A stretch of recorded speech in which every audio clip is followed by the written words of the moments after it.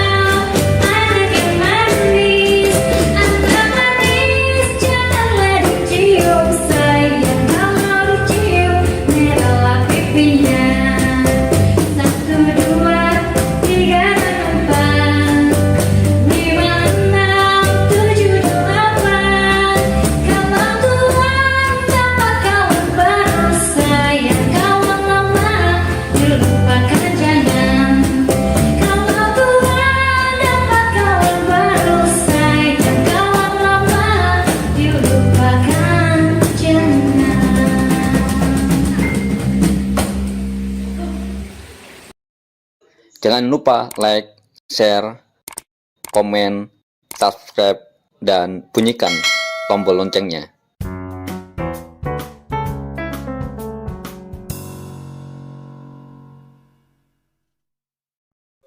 Assalamualaikum warahmatullahi wabarakatuh. Shalom, Om Swastiastu, Namo Buddhaya, salam kebajikan. Semoga kita selalu dalam keadaan sehat walafiat, sesuai doa dan salam agama kita masing-masing. Sahabat seperjuangan di seluruh penjuru tanah air. Pada hari ini kita dihadapi satu masa yang disebut dengan revolusi industri 4.0.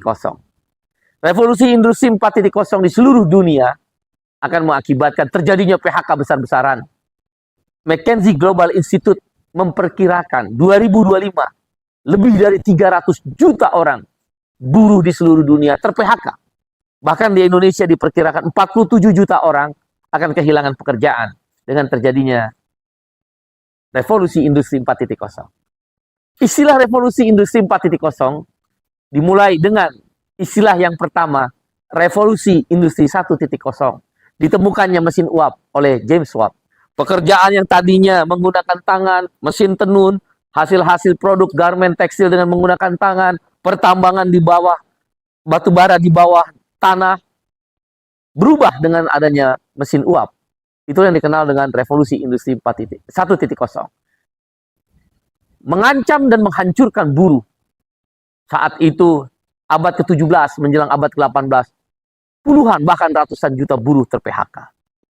Revolusi industri 2.0 ditemukannya listrik oleh Thomas Alva Edison.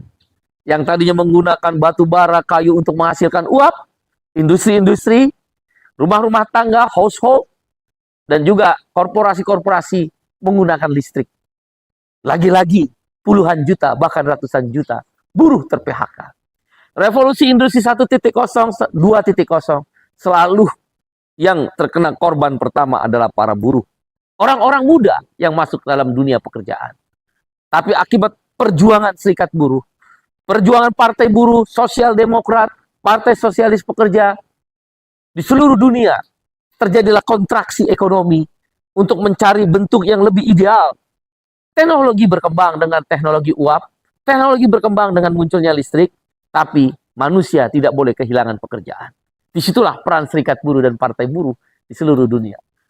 Revolusi industri 3.0, yaitu dengan ditemukannya ICT, Information Communication dan Telecommunication, atau kita kenal dengan IT, Informasi dan Telekomunikasi. Terciptalah satu semacam komputer sebesar lemari dulu kan kita lihat. Berkembang terus, berkembang. Itulah revolusi industri 3.0. Bahkan sekarang komputer sudah cukup di tangan melalui HP-HP Android, Apple, dan lain sebagainya. Lagi-lagi, puluhan juta, bahkan tidak menutup kemungkinan ratusan juta buruh ter-PHK. Revolusi industri 3.0 juga memakan buruh.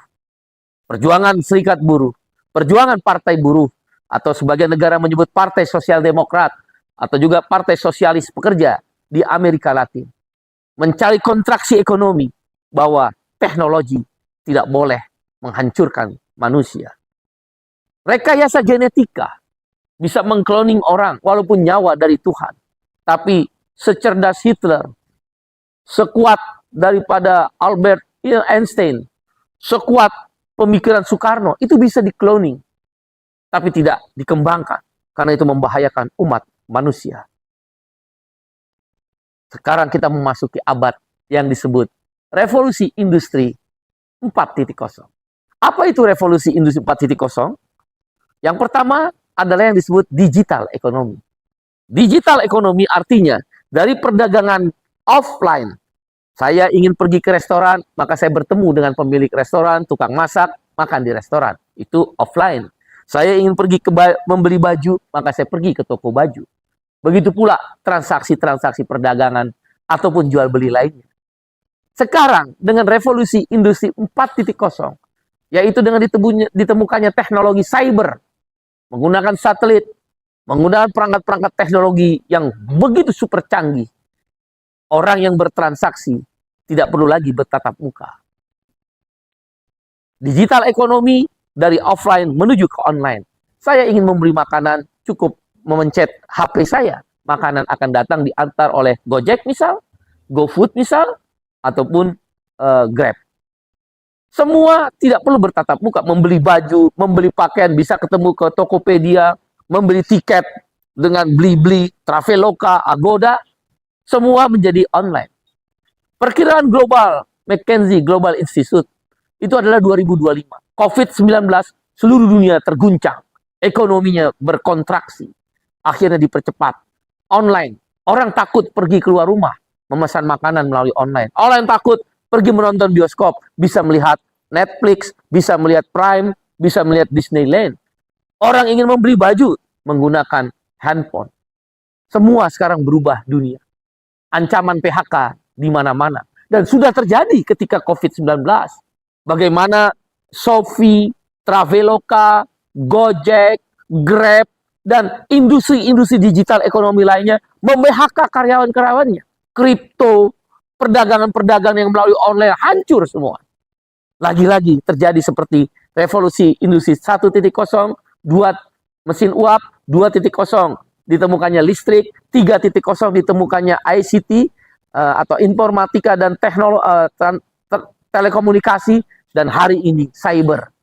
Hari-hari ke depan adalah hari-hari di mana ancaman bagi kaum milenial yang berusia 28 sampai 43 tahun atau kaum generasi Z yang kita kenal dengan Gen Z yang berusia di antara 17 sampai dengan usia 27 tahun. Mereka akan bertarung ke dalam dunia kerja yang penuh dengan sistem marketplace. Kita nggak tahu pasarnya di mana. Kita nggak tahu dunia maya bagaimana. Tapi kita akan masuk dalam situasi itu. Serba online. Yang kita kenal dengan revolusi industri 4.0. Yang pertama yang saya sebut dengan digital ekonomi.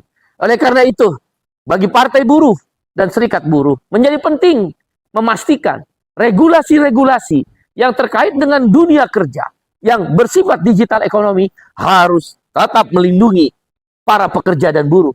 Bagaimana upahnya? Harus ada kepastian upah, income security. Bagaimana dengan kepastian kerjanya yang tidak boleh flexible labor market, outsourcing, Karyawan kontrak yang tidak menentu harus dilindungi, yaitu dengan job security.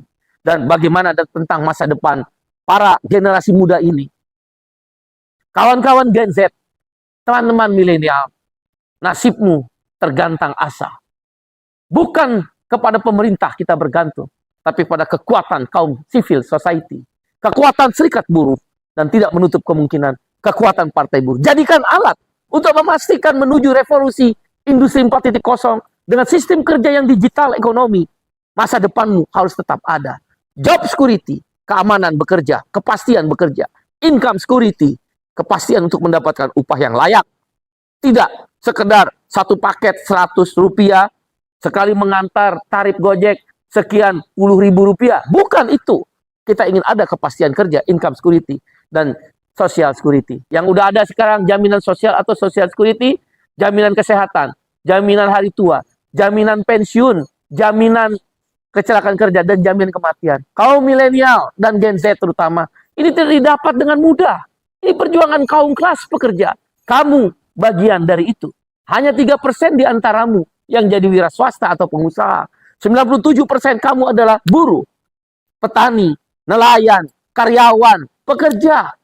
Dengan terminologi manapun. Dan kita ingin memperjuangkan 5 lagi.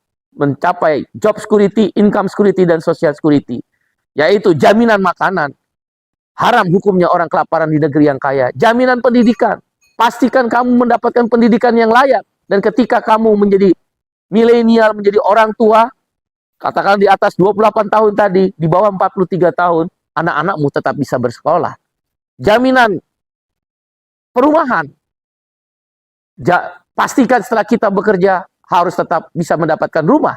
Sekarang harga rumah 200 juta, 30% uang down payment, DP-nya. Siapa yang punya uang seperti itu? Harus ada jaminan perumahan. Jaminan pengangguran. Saya ditanya, kenapa orang nganggur dibayar? Ketika kita bekerja, kita bayar pajak. Kita setuju. Cara kita mencintai Indonesia. Ketika kita menganggur, negara bayar. Maka unemployment insurance atau jaminan pengangguran. Yang terakhir, jaminan air bersih. Sampai jumpa saudara. Wassalamualaikum warahmatullahi wabarakatuh. Salam. Om Santi, Santi, Santi Om. Sesuai doa dan salam agama kita masing-masing. Terima kasih saudara. Ya warna oranye partai buruh, warna oranye partai buruh, partainya kelas pekerja, partainya kelas pekerja, partai buruh nomor 6.